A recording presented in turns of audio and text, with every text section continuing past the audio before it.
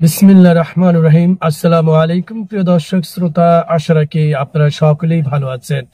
Dear audience, আপনারা তো জানেন যে আন্তর্জাতিক অপরাধ ট্রাইব্যুনালে এখন সাবেক প্রধানমন্ত্রী শেখ হাসিনা এবং তার নেতাকর্মী যারা রয়েছেন তাদের কিন্তু বিচার কার্য চলছে। ঠিক এমনই একটি মুহূর্তে জুলাই গণ অভ্যুত্থানের জুলাই ৩৬ দিনের কর্মসূচির মধ্যেই একটা অডিও ফাঁস হয়েছে, যেখানে সাবেক প্রধানমন্ত্রী শেখ হাসিনা নিজেই আন্দোলনকারী অর্থাৎ বিক্ষোভকারীদেরকে প্রাণঘাতী অস্ত্র দিয়ে সরাসরি হত্যা করার নির্দেশ তিনি দিয়েছিলেন।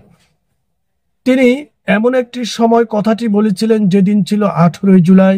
তিনি সরকারি বাসভবন গণভবনে বসেই এই নির্দেশনা তিনি দিয়েছিলেন। আর এটি ফাঁস হয়েছিল এই চলতি বছরের মার্চ মাসের কোনো একটি দিনে। কে বা কারা এই অডিওটি ফাঁস করেছিল এটি জানা যায়নি, তবে অডিওটি যখন মার্কেটে ঘুরছিল তখন এটি একটি গোয়েন্দা সংস্থা কালেক্ট করে। আর সেই গোয়েন্দা সংস্থা হলো সর্বজন স্বীকৃত ইন্টারন্যাশনাল নিউজ পোর্টাল, আর সেটা হলো বিবিসি। বিবিসি আই এবং বিবিসি বাংলা উভয় টিম, এই অনুসন্ধানী টিম, তারা এই অডিও কলটি নিয়ে তারা ফরেন্সিক রিপোর্টের মাধ্যমে যাচাই বাছাই করে এটি তারা আন্তর্জাতিক অপরাধ ট্রাইব্যুনালে জমা দেয়। আর এর ফলে শেখ হাসিনার ভাগ্যাকাশে দুর্ভাগ্য এখন ভর করেছে এবং তার নেতাকর্মী হতে শুরু করে সারা বাংলা হতে এবং তাদের মিত্র দেশ ভারত এই ছড়িয়ে সারা বিশ্বের অগণিত কোটি মানুষ কিন্তু অবাক এবং বাকরুদ্ধ হয়ে গিয়েছে।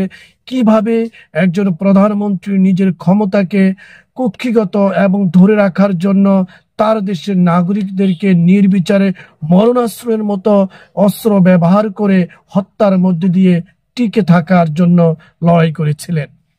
এই নিষ্ঠুর পৈশাচিক ফ্যাসিস্ট শেখ হাসিনা এখন আন্তর্জাতিক অপরাধ ট্রাইব্যুনালে বিচারাধীন অবস্থায় রয়েছেন। যদিও তিনি ভারতে রয়েছেন, কিন্তু বিচার কার্য কিন্তু সুচারুভাবে রাষ্ট্রপক্ষ এবং বিপক্ষের মধ্য দিয়ে কিন্তু এগিয়ে যাচ্ছে।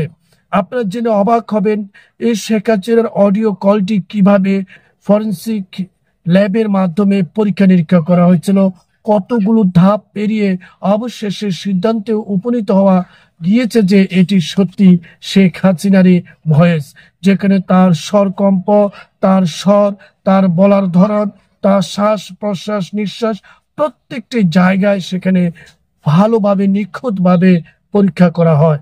শুধু তাই নয়, বাংলাদেশের পুলিশ তদন্ত বিভাগ কমিশন তারাও এই অডিও কলটি যাচাই বাছাই করে সিদ্ধান্তে উপনীত হয়েছে এটি শেখ হাসিনারই ভয়েস।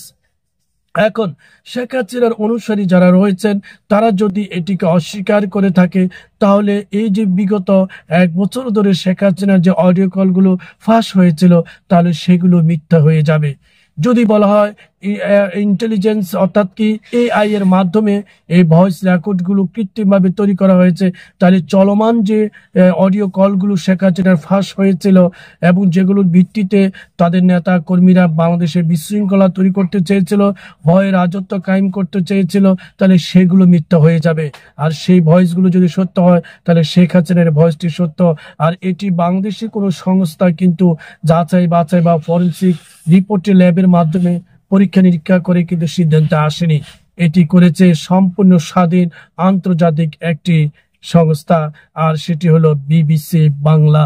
প্রিয় দর্শক, শেখ হাসিনা এভাবেই ফেঁসে যাচ্ছেন এবং আন্তর্জাতিক অপরাধ ট্রাইব্যুনাল তাজুল ইসলাম তিনি বলেছেন এটি তো অতি সামান্য একটি প্রমাণ, এর চেয়ে আরো বড় বড় নিগূঢ়তম সত্য প্রমাণ তাদের হাতে রয়েছে, যা তারা অচিরেই মানুষের সামনে তুলে ধরবেন।